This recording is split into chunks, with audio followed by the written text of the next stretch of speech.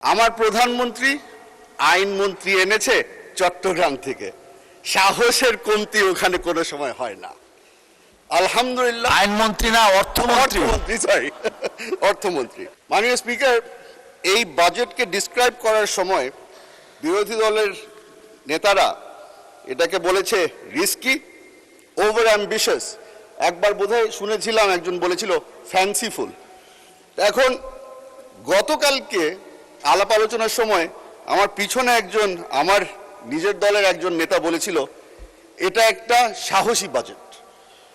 এখন আপনি হয়তো শুনে সাহসী কেন বললাম, উনি বলেছিল আপনি চিন্তা করছেন, তবে আমি একটু ব্যাখ্যা দিয়ে রাখি। আমার প্রধানমন্ত্রী আইনমন্ত্রী এনেছে চট্টগ্রাম থেকে।